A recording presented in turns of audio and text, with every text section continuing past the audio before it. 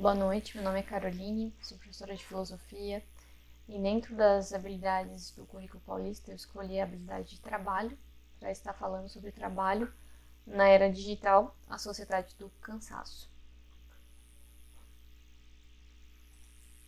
Nessa aula eu vou trabalhar dois conceitos, o conceito de trabalho em Karl Marx e o conceito de trabalho na contemporaneidade, segundo o filósofo sul-coreano, o Han. Então, vamos relacionar os conceitos de trabalho e, ao final da aula, discutir questões, problemas relacionados ao mundo do trabalho contemporâneo. Então, antes de começar, eu gostaria de saber o que os meus alunos eles sabem sobre o trabalho. Então, eu quero que vocês me respondam o que é trabalho. Então, vamos lá. Certo? Ok.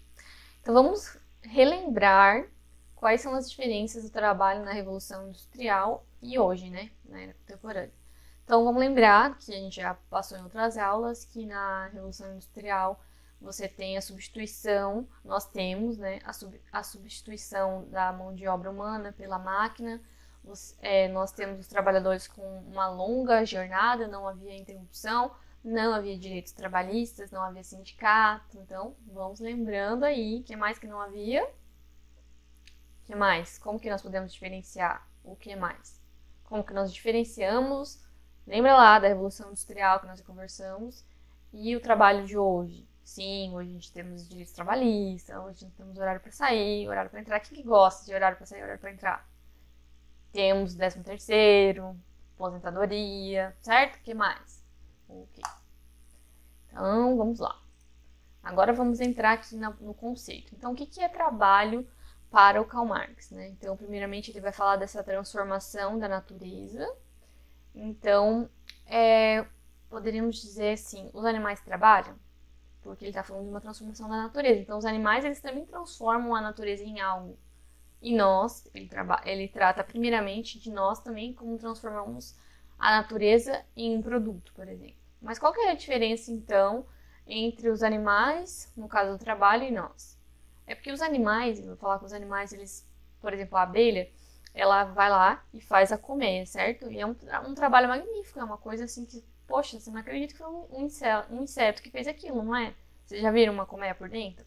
Ou uma aranha. Você já viu aquelas aranhas gigantes, aquelas teias gigantes? É muito similar a um trabalho de um tecelão. E o da abelha de um arquiteto, certo? Então ele vai falar que o animal ele faz isso por instinto e já o ser humano não. O ser humano pensa nisso, ele faz isso por idealização. Você não vai entrar dentro de uma colmeia, por exemplo, se você pudesse entrar e tem uma colmeia azul, a outra colmeia é rosa, igual você entra nas casas hoje, que uma decoração é da estilo industrial, o outro já gosta daquela decoração com palhas e coisas marrom e mais coisas de madeira, certo?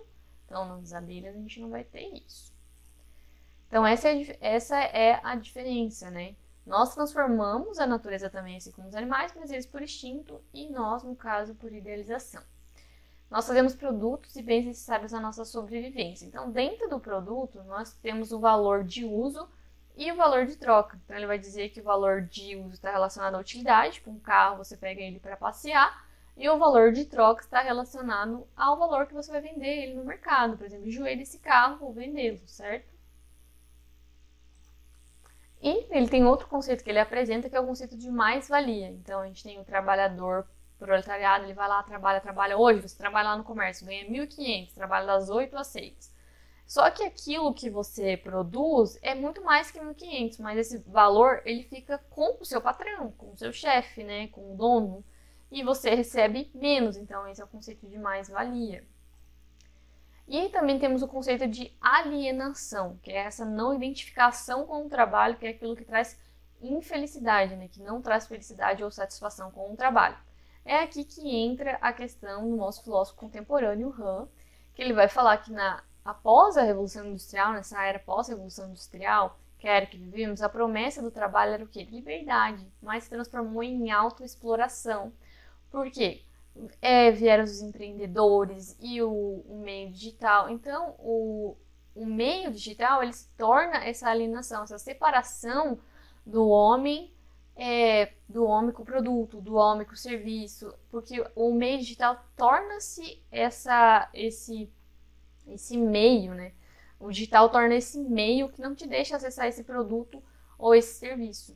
E com essa promessa de liberdade, na verdade, tipo, eu vou cuidar mais de mim, eu vou ter mais tempo para mim, para minha família, para as coisas que eu gosto. Essas pessoas que embarcam nessa jornada de eu quero ser independente, eu quero ser meu próprio chefe, o que acontece com elas? Elas têm essa autoexploração.